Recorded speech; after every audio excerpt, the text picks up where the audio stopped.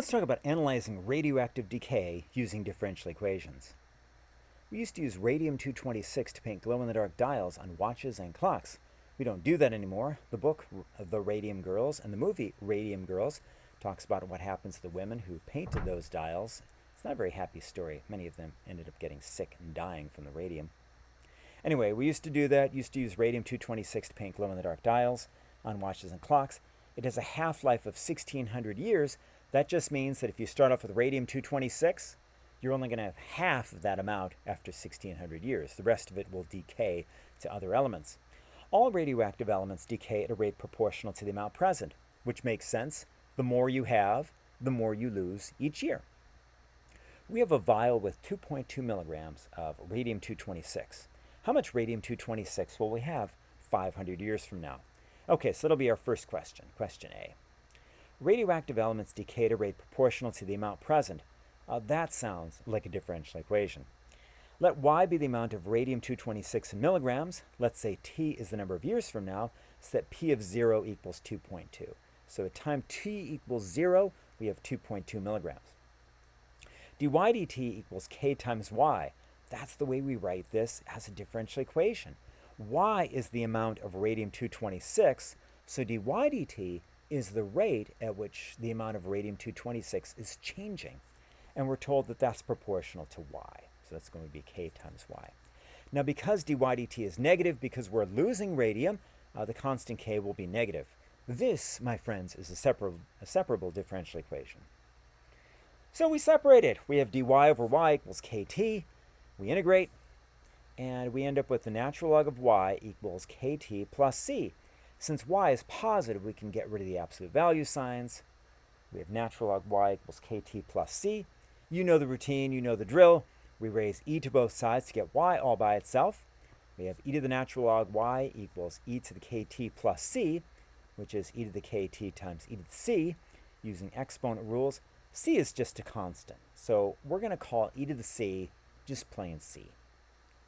So we have y equals c e to the kt, or in other words, y of t equals c e to the kt. Let's find c. So we plug in t equals 0 to find c. We get y of 0 equals c e to the k times 0, which is c e to the 0, which is just plain c. So notice, c is y of 0, okay? So this equation simply becomes y of 0, or y of t, equals y of 0 e to the kt.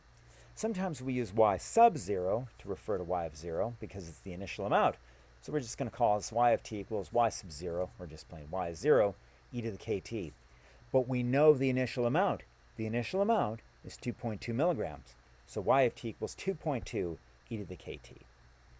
Okay, let's plug in t equals 1600 to find k. Why 1600? Here's why. You plug in 1600 to the right side, you have 2.2 e to the 1600k. Okay, we've got that. Left side is y of 1600, but we know what y of 1600 is. We started off with 2.2 milligrams, and after 1600 years, the half-life, we're only going to have a half of that left. In other words, we're going to have 1.1 milligrams left. So y of 1600 is 1.1, and we just solved this equation for k. Divide both sides by 2.2. We end up with 1.1 over 2.2 is e to the 1600k. In other words, half equals 1600k. And we take the natural log of both sides. Natural log of a half is natural log of e to the 1600k, which is just plain 1600k. Divide both sides by 1600 to get natural log of a half of 60 over 1600 equals k. And when you plug that into your calculator, you end up with k equals negative 0.000433.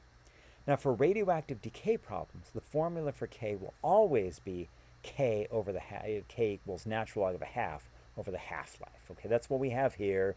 1600 is the half-life. It's just always going to work out this way. So we can cut to the chase and just use this formula to find k. Okay, so we have this formula. We know what k is now. K is negative 0.000433. So we've got our formula for y of t. 500 years from now, we'll have y of 500 milligrams of radium-226. Plug in t equals 500 to find that y of 500 is 2.2 e to the negative 0.000433 times 500. In other words, 1.8 milligrams after you plug it into your calculator.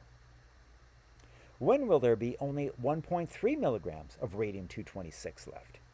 Well, we have our formula for y of t. Last time, and what we just did a moment ago, was plug in t because we knew t, but we didn't know y of t. Here it's just the reverse. We know y of t, but we don't know t. Y of t, we're told, the amount of radium-226 is 1.3. Let's just solve this for t. So we divide both sides by 2.2.